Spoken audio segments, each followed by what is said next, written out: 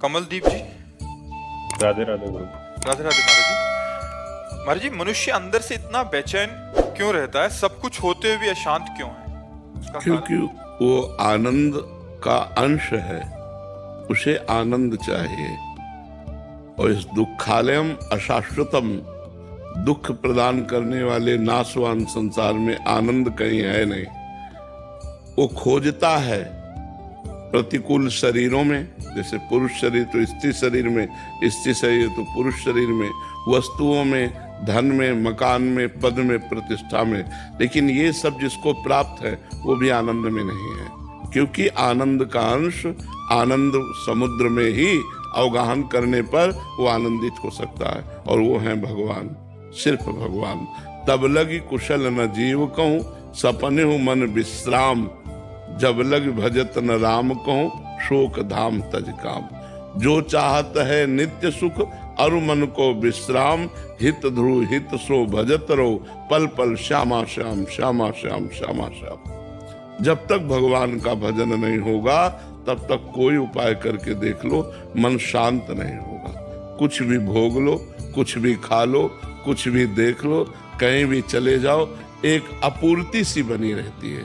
लगता है जो मैं चाह रहा था वो इसमें नहीं मिला, शायद इसमें होगा, शायद इसमें होगा, शायद इसमें होगा, और पूरा जीवन भोगते भोगते व्यतीत हो जाता है और कभी नहीं मिलता। और देखो गोस्वामी जी कह रहे हैं, तुलसीदास जी महाराज, जाकी कृपा लवलेस ते, मति मंद तुलसी दास हो।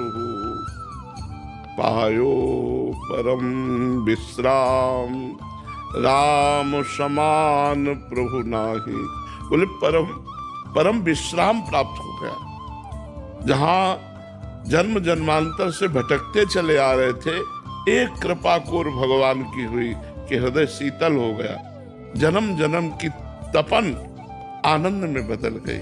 अब कुछ नहीं चाहिए। वैसे तो मैं मतिमंद हूं, गोस्वामी जी कह रहे हैं, मतिमंद तुलसीदासु, पर पायो परम विश्राम, राम समान प्रभु नाहि कहूं। भगवान के समान जो विश्राम हृदय में प्राप्त होता है वो कहीं संपत्ति में, किसी वस्तु में या किसी पद में नहीं मिल सकता। पर हमारा मन संसार में तो सहज में जुड़ जाता है, लेकिन भगवान में नहीं जुड़ता, क्योंकि भगवान दिखाई नहीं देते। प्रगट में अगर अपने लोगों को ऐसे दिखाई नहीं जैसे जगत दिखाई देता है तो फट से प्यार हो जाए, क्योंकि वे इतनी प्रेम मूर्ति है, इतने सुखमय है, पर वो दिखाई देते नहीं। तो इसीलिए हम जो दिखाई देता है उसमें आनंद खोजते हैं, पर जो दिखाई देता है उसमें आनंद है नहीं, और जो नहीं दिखाई दे रहा वो आनंद सिंधु है। तो इसी को गुप्त करके भगवान खेल रहा है, अपने आनंद को गुप्त करके इस माया में ही खेल रहा है वो। अब हमें संत मिले, गुरु मिले, गाइड मिले, और वो हमें रास्ता बतावे आनंद का। जब हम साधना करें तो हमारा मन विश्राम को प्राप्त हो जाए। रोम रोम आनंद से भर जाता है, रोम रोम आनंद से भर जाता है। हृदय में कोई चाह नहीं रह जाती।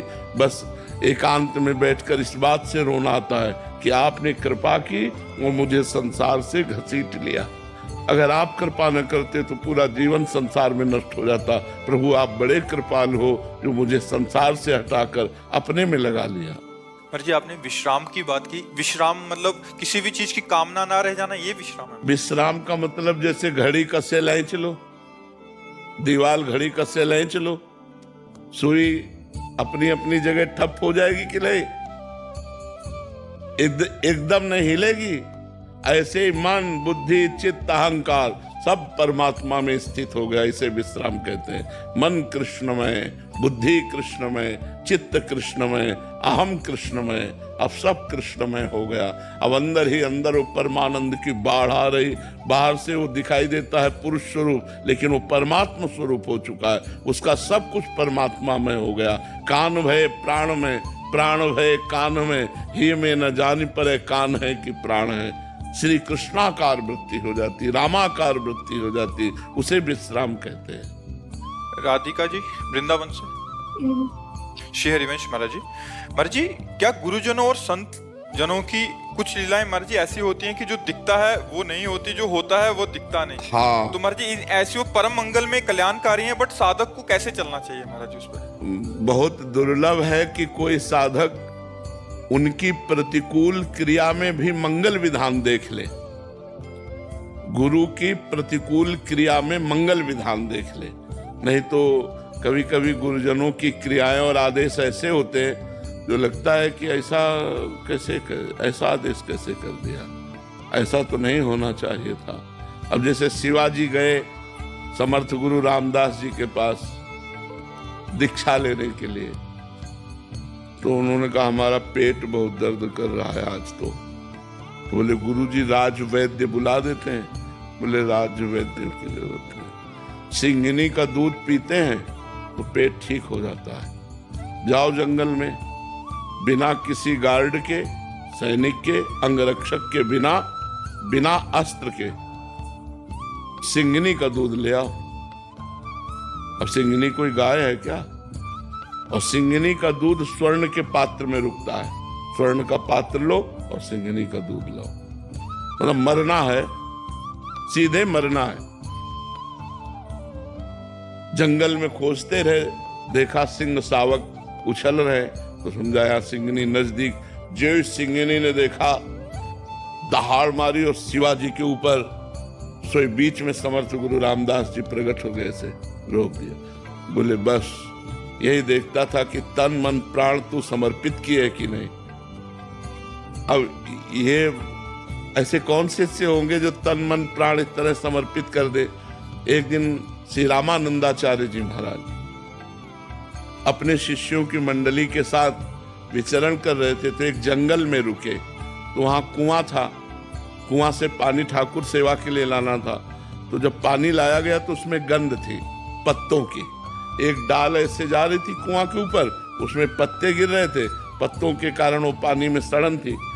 तो उनका अगर ये डाल काट दी जाए तो पानी स्वच्छ और पीने योग्य हो जाएगा। सब शिष्यों से कहा डाल इतनी ही काटो जितनी कुएं के पास है।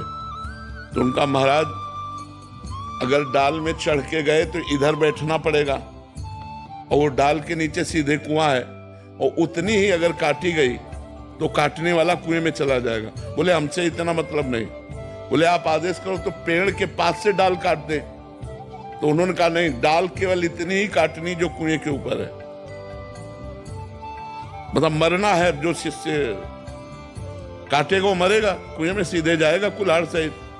एक खड़े हुए, प्रणाम किया, गए, चढ़ करके आए, और जिधर डाल थी उधर पकड़ करके काटा इधर से, क्योंकि इधर से ही काटते बनेगा।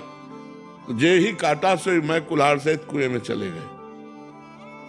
सब शिष्यों ने कहा गुरुजी तो मर जाएगा।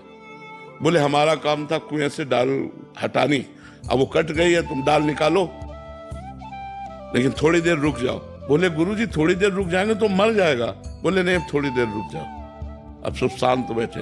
थोड़ी देर में नमो नमः नमो नमः जय हो की आवाज आने लगी, और देखा भगवान के पार्षद उन शिष्य को ऊपर छोड़ गए।